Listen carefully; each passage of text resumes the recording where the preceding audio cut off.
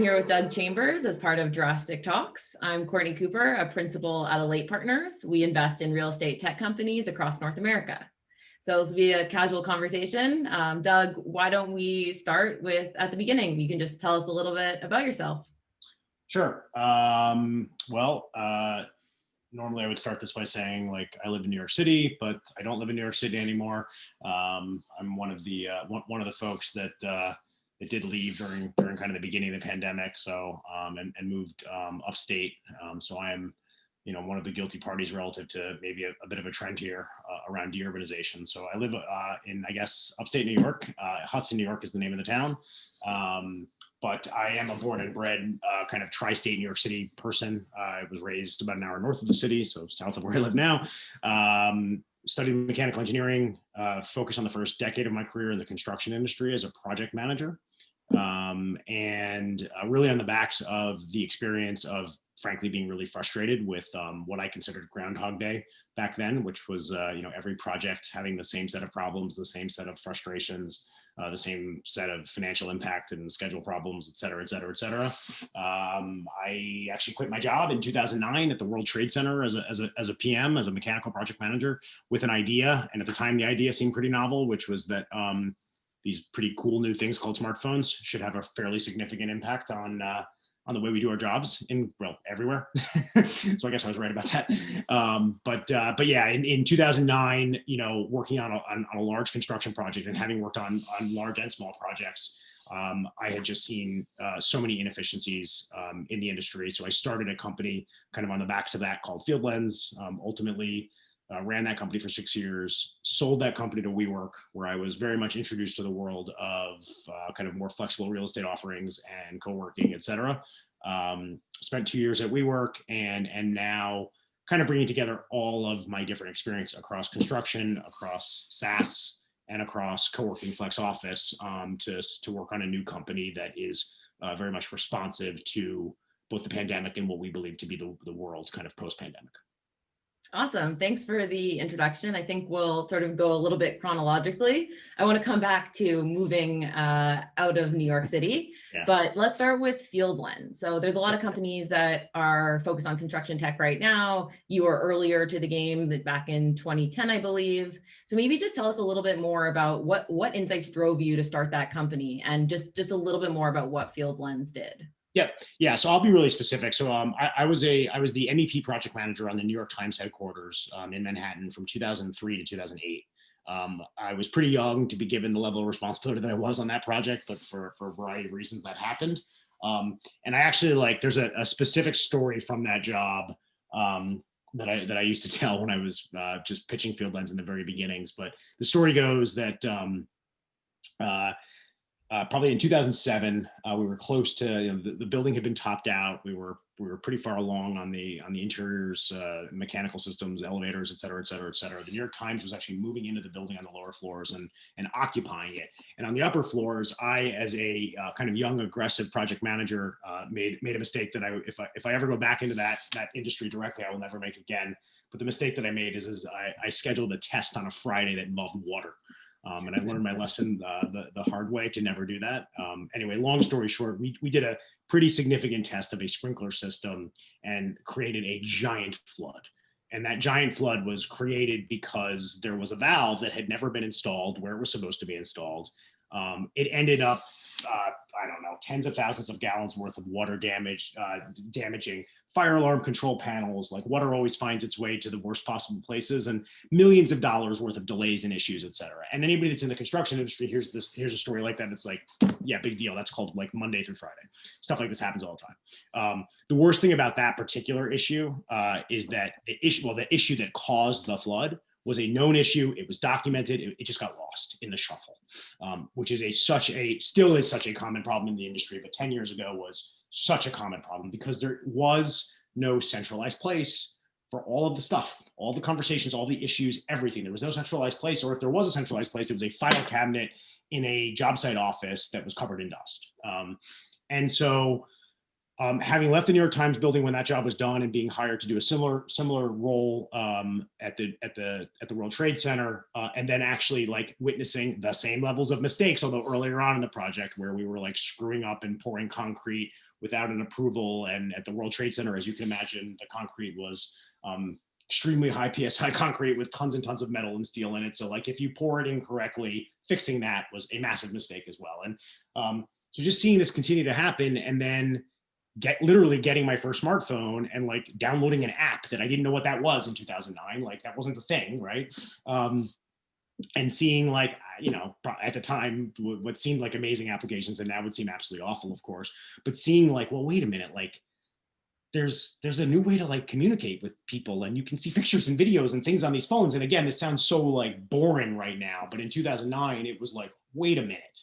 And so what I really set out to do was to not build another project management software system. There were plenty of those in 2009. What I really set out to do is to try to change kind of the paradigm associated with communication on site, and to think about communication differently, and to say, hey, if there is a way for us to communicate in real time via these mobile devices and have a complete audit and record of all of those decisions and all of those conversations, well, in fact, then are some of the processes by which we kind of live and die by in this industry not actually even necessary? And I will say that like that concept was met with, I'll say, middling success. We tried to change behaviors because we felt like the technology could now allow those behaviors to be changed. The huge lesson there for anybody who's looking to disrupt any industry is baby steps towards changing behaviors. Don't try to change a ton of behaviors out of the gate. You really have to like take the customer there along that journey with you. You have a vision for where things should be. Sometimes there's too much of an abrupt kind of forcing that vision on folks, and that doesn't work so well, and frankly, particularly in the construction industry. But we did build, I think, an important kind of piece of the ecosystem. It was one of the first mobile first pieces of technology that was not only focused on communication as the core problem, but was also focused on a new customer as it relates to software. And that was the field persona.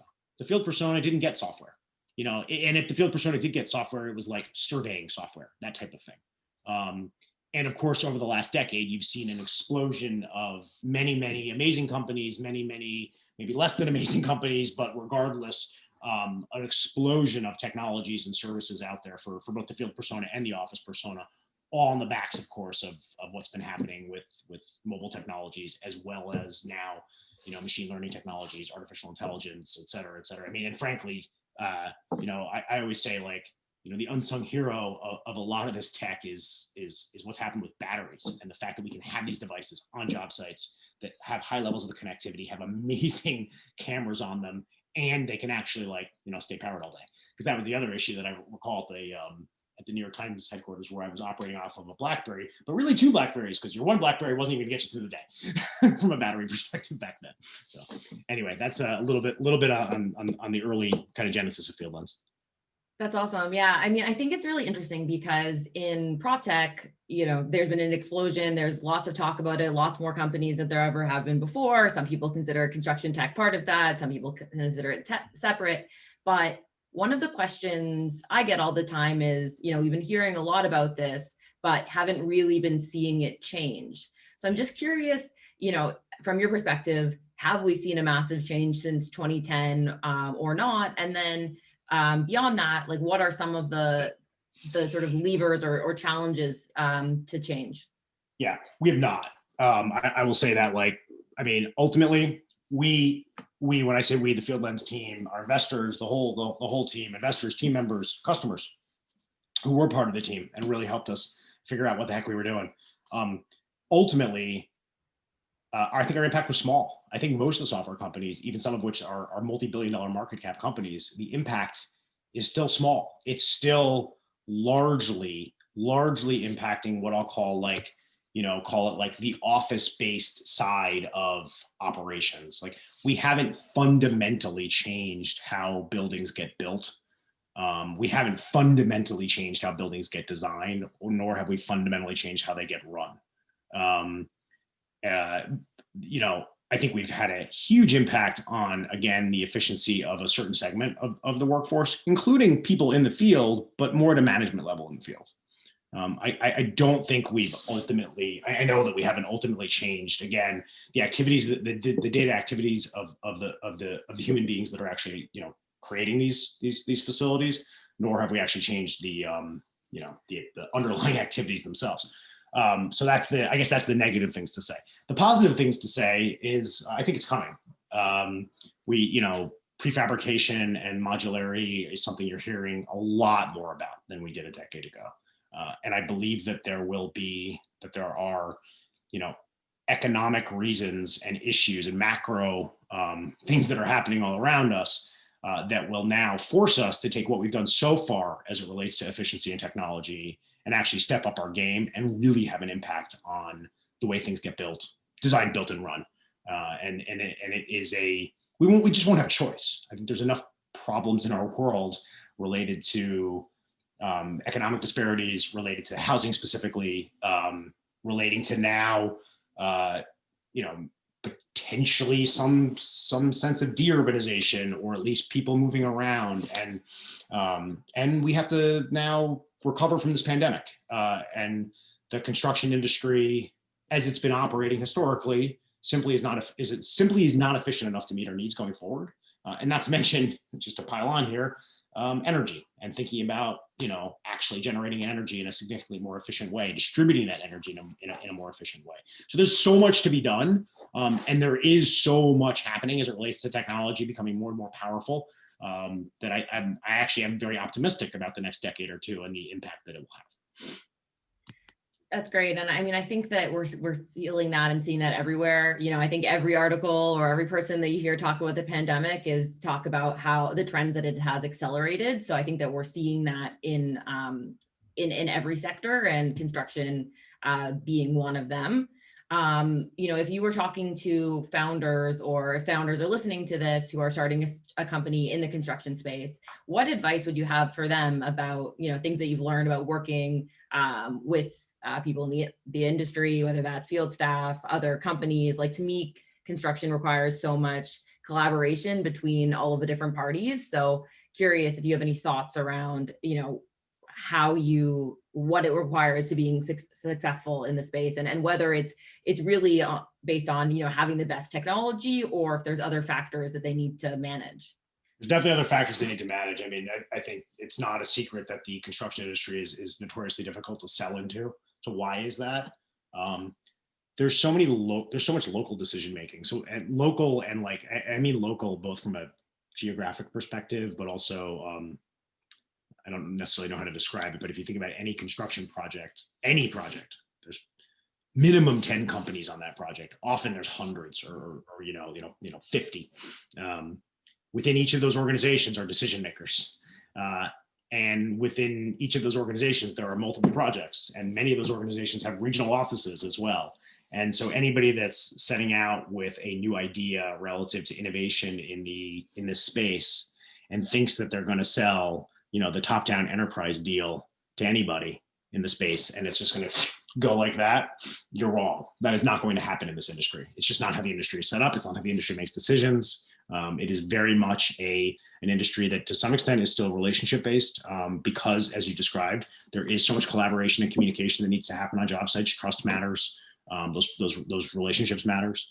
And it's also kind of to steal a tagline from the state of Missouri, I guess, it's a show me industry. Like, you have to prove it. And sometimes it can be hard to prove it, because construction projects actually are quite slow. And the change that happens on a project from a day-over-day basis is not that significant. So while you may have a SaaS product that's targeting a totally different industry, where that industry can actually utilize the product over 2 weeks and see something, it's sort of hard to do that in construction. So there's definitely there's a lot of friction there relative to the sales process. I would say that in terms of learnings from Field Lens, and what I would do if I were setting out to do another technology product directly targeting the construction industry, I would very much focus on trying to provide value to an individual user. So again, to your point, construction is collaborative. We set out to build a communication platform that required basically everybody to be inside of the platform for folks to see value out of the gate. Well, that's really hard to do. It's really hard to achieve. You get one person inside of this space, and if they're the only person in the space, then they're not getting much value out of it. So I think companies like PlanGrid did an exceptional job out of the gate with a very, very simple go-to-market product, essentially, which is like, hey, PDF drawings don't render well on these mobile devices. We're going to solve that problem alone out of the gate. We're going to solve it for one individual user who can get value out of it. And then we're going to build on top of that. And I think that's a really, really smart way to go to market. So I think thinking about that is important. The other I think mistake that a lot of folks make in the space, and we were guilty as well, is, if I save people time, if I can prove to people that I can save them time, I can show them math that equals money.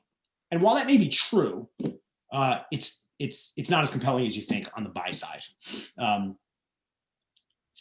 Again, there's a million now different productivity plays out there in the space. When I talk about productivity, productivity for, again, that superintendent persona or that project management persona. If I were going to go into the space again, I'm thinking about outcomes. I'm thinking about how am I actually for real, either lowering the overall cost of construction, truly increasing profitability for either subcontractors, suppliers, general contractors, whomever, hopefully everybody, truly shortening timeframes. So therefore, which really equals probably increasing profitability and lowering overall construction costs. But how am I truly impacting those things that actually matter to everybody on the job site, particularly the folks that are paying for the project, the owner.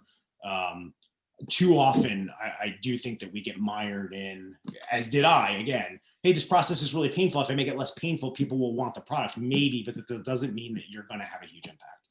I think you have to, especially in this day and age, you have to think bigger about the problems. The other thing that I would say, and then I'll stop, is construction's a big industry. Right? There's all different types of industry. And you could actually argue that almost to some extent, construction is not an industry. Construction is an activity that occurs in lots of industries. Mm-hmm. Single family residential construction is completely different than commercial office construction, is completely different than energy infrastructure construction, is completely different than civil heavy highway. Yeah. Pick one. Pick an area. Look at what's happening from a macro perspective. Which areas are growing or shrinking? I mean, even in the worst of recessions, frankly, typically there is some area within the built environment that's actually growing. Well, go look for those areas and go help those areas. I think often, again, many people in the construction tech space, I laugh at con tech and prop tech because those phrases didn't exist when I started Fieldlands either. But most people in these spaces are our solution is going to work for everybody. Cool, great, doesn't matter. Get focused, communicate with a subset of everybody. Yeah, we invest at early stage companies, and that's one thing that we see a lot too is companies that are trying to build a solution, whether it's in construction or elsewhere, where we're going to focus on commercial and residential. And in some cases, especially with early customers, they might do both and try to pull you into both. And ultimately, you might do both over time, but trying to solve too many problems at once can really divide your focus. And, you've got limited resources. You really have to prove product market fit. You have to really focus on what are the specific problems that we're solving and make sure that they're big enough that people are going to buy and pay. And then it's hard when you're focusing on too many different kinds of customers and you can't find those patterns and really zoom in on okay, this is the exact problem. Because at the beginning, you're often still trying to figure that out. So I think that's really good advice. And for us, it's always helpful to be able to see, oh, hey, this can be useful. And maybe you can, start to have some little, test points that say, oh, this can also be applicable in these other industries, but it is important to focus on one until you're at a scale and a place where you can actually solve those problems. So that's really useful. And I think that, you or Fieldlands was acquired by WeWork in 2017. Is that right? That's right. So, I think it's hard to put ourselves back. Maybe a couple of years ago, WeWork was a totally different company with a totally different trajectory. And, they were taking over the world. There was a ton of opportunity to apply every type of tech throughout their business. So curious if you can share just a little bit about, what led you to how did you land at WeWork? What were you hoping to get out of it? How did it feel, integrating, taking your company and integrating it, and did it ever integrate, or, does it operate on the side? So a lot, but basically all good a little questions. bit on like, how was the experience? Yeah, I suppose the irony, the funny part is, while the WeWork corporate office was 3 blocks from the Fieldlands corporate office in New York City, the initial real connection between the two companies occurred in Texas via one of our customers, a contractor called Rogers O'Brien, which does a lot of work in all the major cities in Texas, and built out the initial WeWorks and was using Fieldlands for all of their construction processes back then. And so therefore, of course, used it on the first WeWorks that got built in Dallas. And that's how WeWork was first introduced to the product, which is just kind of ironic and funny. And I knew Dave Fano and the Case team. That was actually WeWork's first acquisition at all. But in terms of actual product utilization, it happened in Texas, which is kind of a cool thing, and it does show again like the power of like the networked construction industry, if you will, and how those connections get made. Yeah, you and 100%. Like back to your point, like your customer loved it enough that they were telling your partners and getting that network effect. So exactly, that's right. But exactly to your point, back in 2017, frankly, unbeknownst to me at the time, but WeWork was in the midst of raising their first multi-billion-dollar round with SoftBank. And truly had plans to I guess sure to take over the world, but take over the world from a co-working perspective anyway, and maybe a few other perspectives. And it did, when the opportunity was brought to me, it certainly did seem like, you get to a point with startups, particularly venture-backed startups, where if you're a responsible founder, you have to take it to its best case meaningful ending, essentially. Now that might be an IPO, incredibly rare, obviously. It might be failure. That's the most non-rare outcome.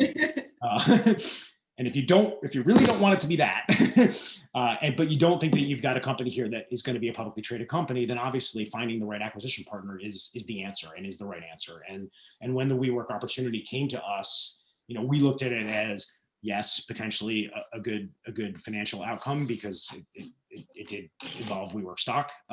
But I think more importantly, the ability to have an impact on the world, and not to be cheesy about it. And WeWork certainly did get cheesy about saying stuff like this, but the ability to have an impact on the world of the built environment relative to efficiencies, and thinking about WeWork at scale, which at scale during my time with WeWork, in our kind of most rapid months, we were designing and building over 3 million square feet of space every single month that was being opened. So actually in the pipeline in a given month would be upwards of almost 10 million square feet of space that was under construction, which is mind-boggling if you think about it, and that's across 5 different continents.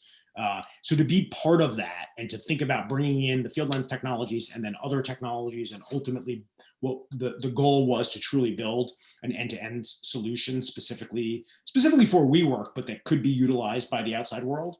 Did WeWork get there? No.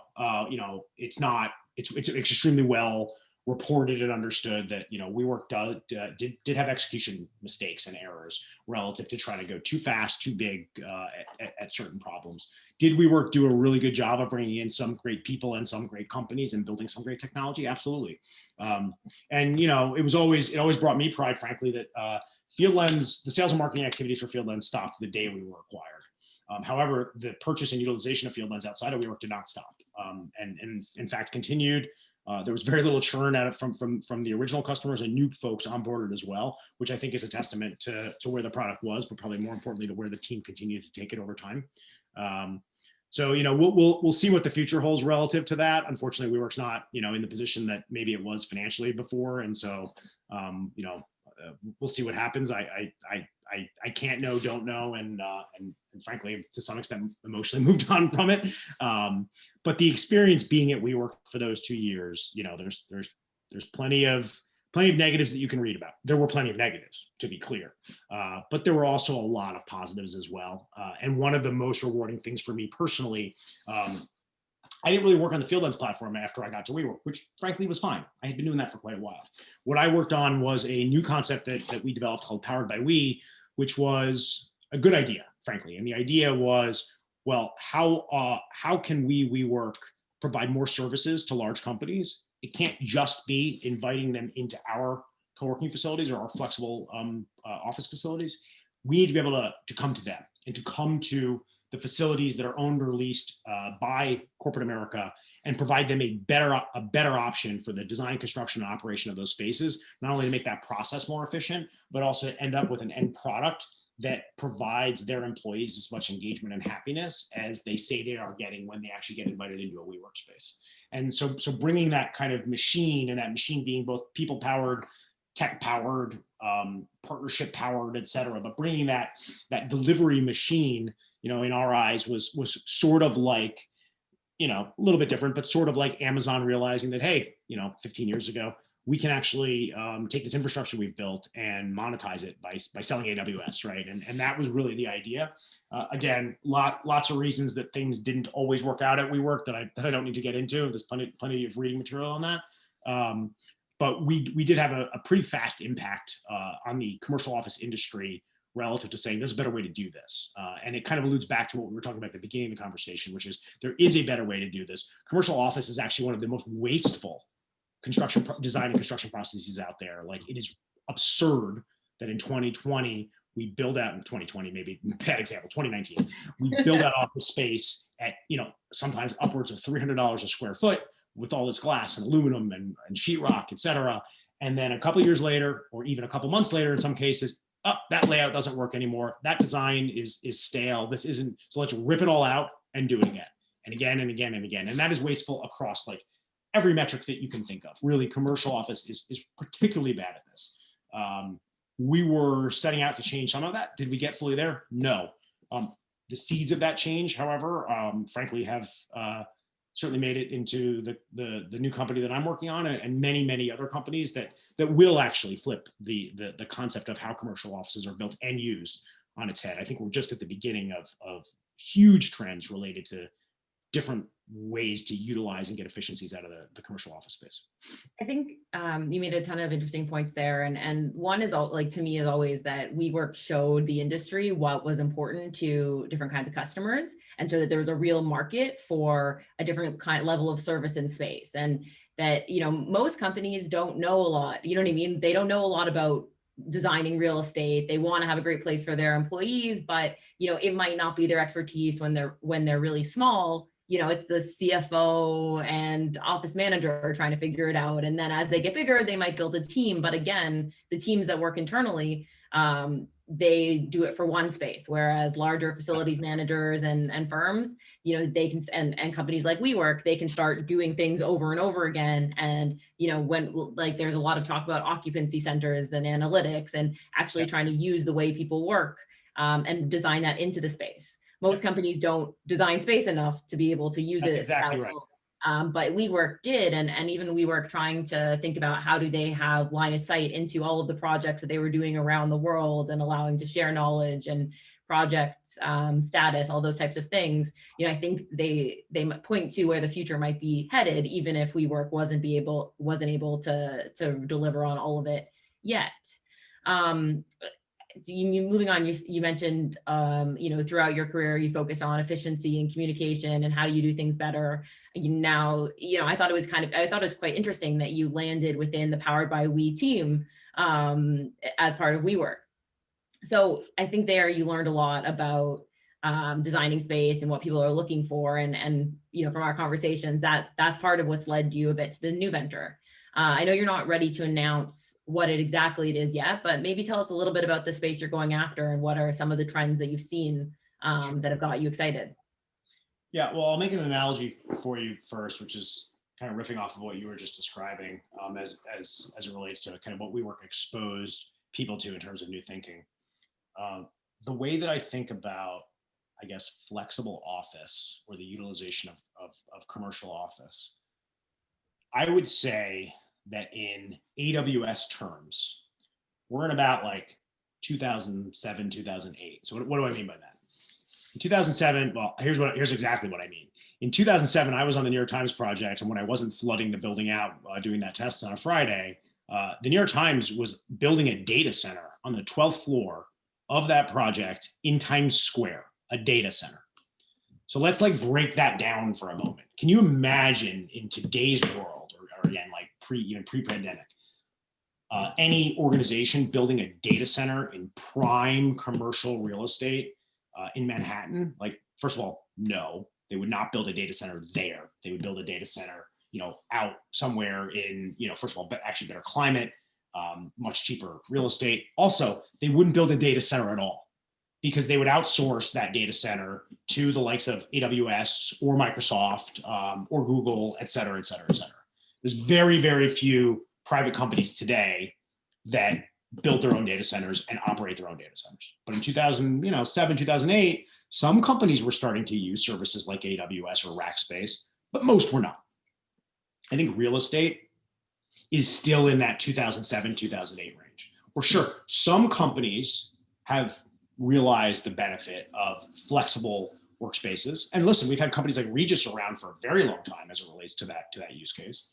But the vast majority of companies still, exactly as you described, their real estate teams are unfortunately, like, I'll say it out loud, are sort of the proxy for, their internal real estate teams that are, as you described, only building offices for themselves, are kind of a proxy for building a data center on the 12th floor of a commercial office building in the middle of Times Square. It's not really efficient or useful to do that when you can, in fact, use a set of outsourced products and services as it relates to office that will be significantly more efficient than doing it all yourself, and will come exactly as you described with the learnings and the insights of folks that are doing it over and over and over and over and over again.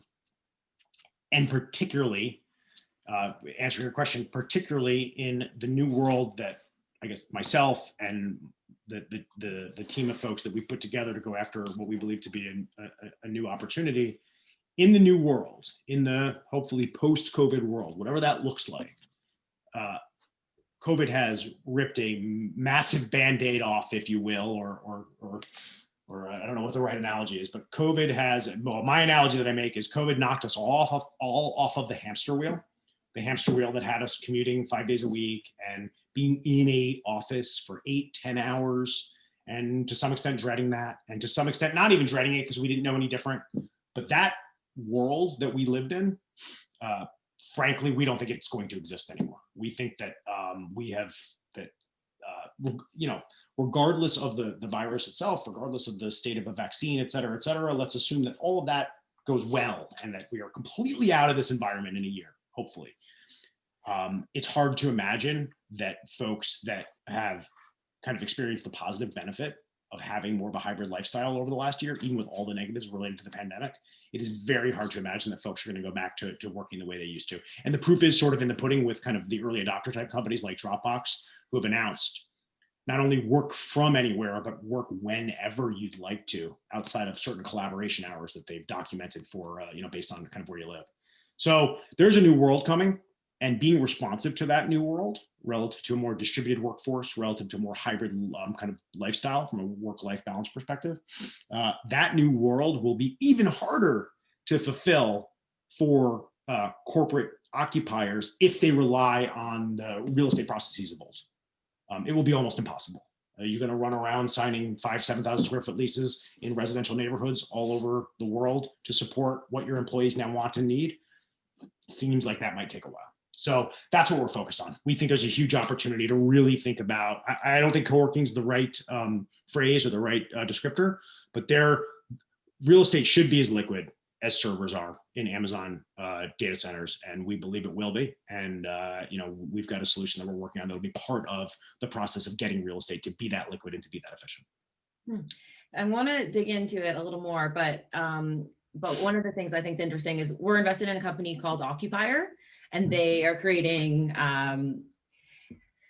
real estate transaction, lease admin, lease accounting platform. And one of the things that they were seeing, and that was interesting for us, was that smaller and smaller companies were requiring their software because they had, they had one office, or maybe they had two offices, but then they were using a WeWork in 5 other cities because they were having a small real estate or a small sales team in these different cities, and they still have to manage that real estate. Like even if you're signing up for a WeWork, like there's somebody who still has to manage that, and that's still an office location, and you still have people. And so, you're starting to see that, and it does cause stress on the system because you don't have a person there. One of our partners, portfolio companies, Touch Bistro, they had offices in London and Mexico, and when they had to shut down, like there was no one there. There was no admin staff. There was no one to help say, okay, we need to clear out offices, or we need to figure out where people are going to work and what we're going to do.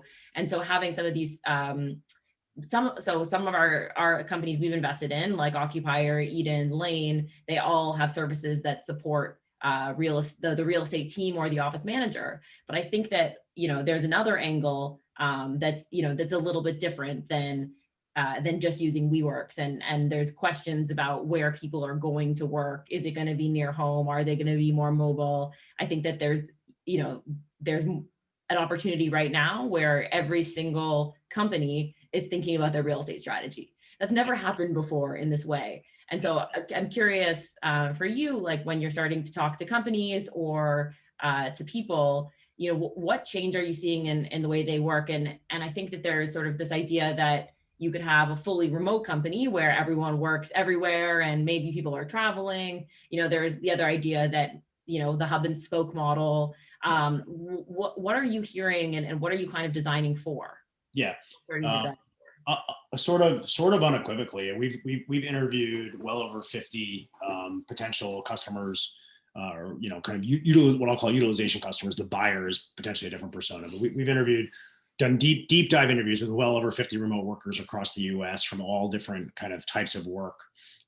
There is a universal truth, and it is not like an urban specific truth, which is that I think all but one person that we spoke to effectively insists that they want a hybrid model for the rest of their lives, the rest of their work lives. So what does a hybrid model mean? It means that they do want the fluidity to be able to move around. Everybody's desperate to move around right now. Everybody's desperate for human connection, et cetera, as you can imagine. People need a change of pace. They love working from home to some extent. They do not want to do it every day. They need a change of scenery. They do not want to sit in a office 5 days a week either. So we just kept hearing hybrid over and over and over again. People definitely crave connection with one another. So meetings and collaboration are not happening as well online as they do in person. That we've heard unequivocally, even though we are also hearing that people are more productive, because I think that's all, part of the reason for that is there's not a lot else to do right now. So, we're all sort of home even more. And so we're doing probably more work than ever. And it's really, and one of the things that folks are also really struggling with is the ability to separate work from not work at home. And that's a real challenge.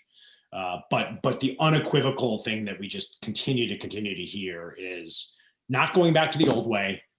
Don't want it to stay like it is right now. There is a new hybrid world that I want as a user or as a customer. That is very clear to us. There will be, on the corporate decision-making side of that, there will be laggards, of course, and there will be the kind of the really innovative folks, and then there'll be sort of the fast followers as well.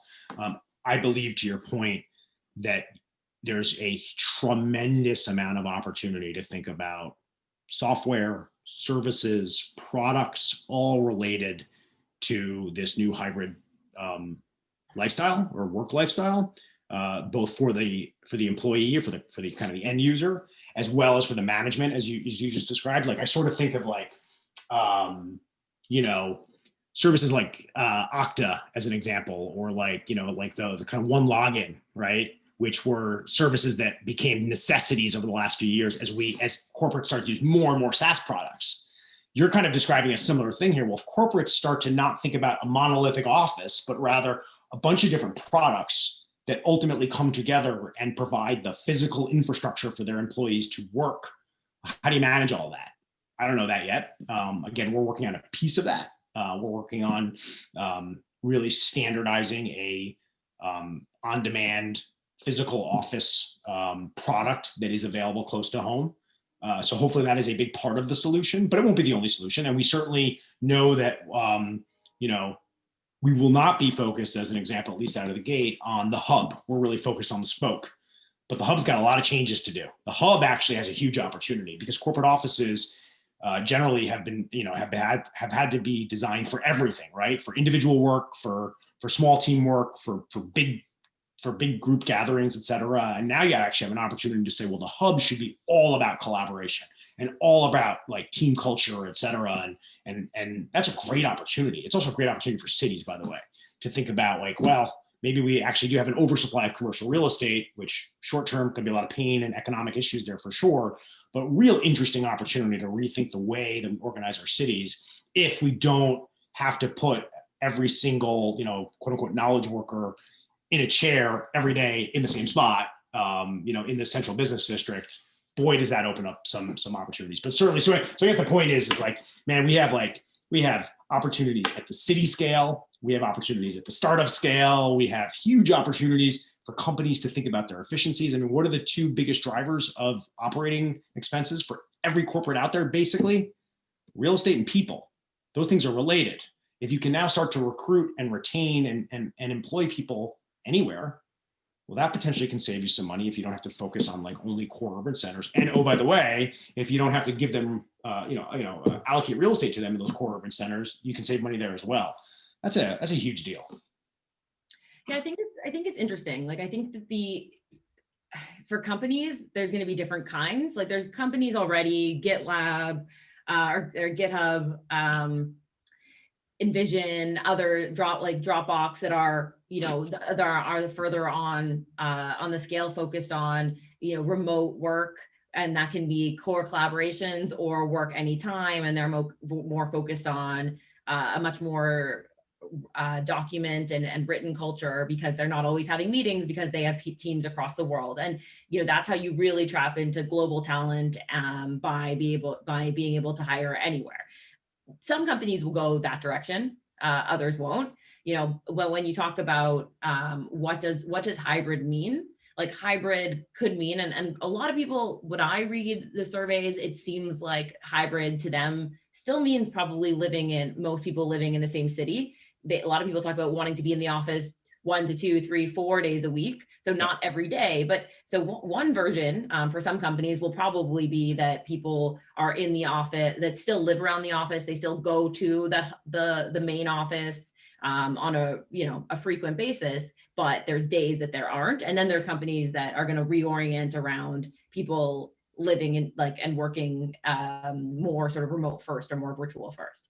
So I think, but what I'm hearing from you is there's opportunities for what you're working on, opportunities that might be able to serve both groups or one or the other, because regardless if people are working out of the office more and you're changing the office, you're gonna have to figure out, where do people work? How do you know where people are if you want to meet with them? Coordinating, payment, because if people are using other spaces, is it me as an employee that pays? Is it the employer? Is it a mix? Yeah, I think really starting to think about real estate costs, again, more similar to software, and the ability to think about, all right, what do I pay per human being per month? How do I standardize that so that they all have a democratized experience, so that there aren't kind of haves and have-nots? Because that's the other huge risk associated with a quasi or semi-remote model. And it's really, really important for corporates to avoid creating that cultural divide between the remote people and the non-remote people. And I do believe that, to use the word again, but democratizing or standardizing, the tools that folks have access to, regardless of where they are, is a huge challenge. And it does take a village. It's going to be a bunch of solutions that kind of come together. Again, similar to software. I mean, even building, it just as an aside back to FieldLens or even the app that we're building related to the new business that we're creating, even building a simple mobile application requires, at a minimum, I would say, 6 different products or SaaS products that you need across analytics, across, notifications, and all the different kind of bits and parts that you need to create a great mobile app. it requires products, and there's different competitors, and you have to do an analysis, and then ultimately you put your stack together, right? Your software stack. We hear that word in the software parlance all the time. Well, what's your real estate stack in the future? And how do we standardize that so that it's costing about the same amount of money per employee, and that frankly, you're not spending tremendous amount of CapEx to build something out for the next 15 years that may or may not be supportive of where your company is or where your people are even 3 years from today, so that you're not making the mistake that we described earlier of ripping down a bunch of drywall and glass and aluminum. I think that's really what it comes down to, is thinking about real estate like a software stack, thinking about it that way from both the way you evaluate it, the way it's priced, and the way you pay for it, the way your people consume it, your ability to change it out, right? The beauty of building a modern mobile app with some of those technologies that are all API driven. If I don't like one of them eventually, I swap it out. Should be the same thing in real estate.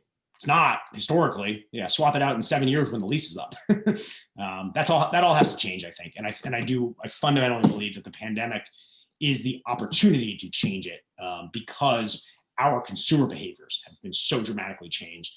And once you change consumer behaviors, and once you change our opinion, we're actually, when I say our, I mean the employee collective, we're pretty powerful contingent. If we all demand something, the corporates will do it. They don't have a choice, or they won't be able to attract talent.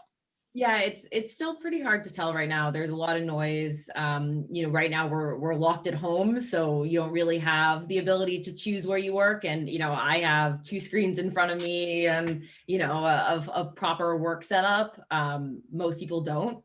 Most people are working from their coffee table, or moving back and forth between rooms when people are on the phone. So right now a lot of people are working in non-ideal environments, and I think that there's going to be real changes that come out of this. The question is going to be what they are, and how companies really evolve, how they work. And I think that, for me, the most important part is starting at the company and what you're trying to do, and how do you be the most productive? How do you create the best environments for your employees?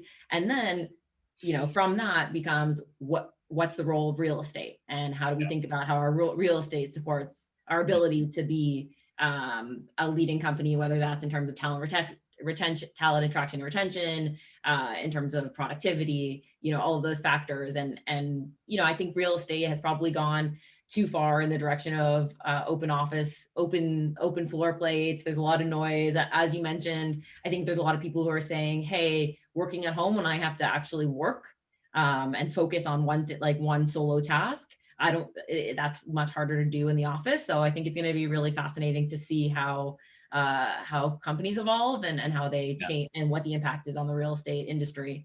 But it is a little hard still to know, because we're in the middle of a pandemic. Yep. Although, I completely agree with all of that. I will say though that some of the best, most historic companies come out of times like this. Yeah. So this is the time you make your bet, both as as a startup, as you said, as a company that's trying to decide what their strategy is going to be. These are the times you make the big bets. This time has plenty of negative connotation with the time that we live in right now. There's also a ton of opportunity and a ton of amazing things that can happen if you're willing to make a bet. Yeah, there's a lot of laggards, a lot of people who are still waiting to see. But there are companies, ones that have made announcements and ones that haven't, that are saying we can't wait. We can't wait to figure out our people and real estate strategy until we're out of this pandemic. It could be 6 months, it could be 12 months, it could be 2 years. So we are making changes to their business. And so, they're going to be the early adopters. They're going to be the ones that do it. And then, other people will watch and see and start to follow, or not. So there's a lot's going to change in the next couple of years. I'm excited to hear a bit more about the new company that you're working on as you announce it. Yeah. But I think for now, we're at time. So it's been great to hear a bit more about your story. And I want to thank Drastic Talks for having us today, and hope to talk to you again soon. Yeah, thanks for this. This was a lot of fun, and we'll talk soon. All right. Have a great day.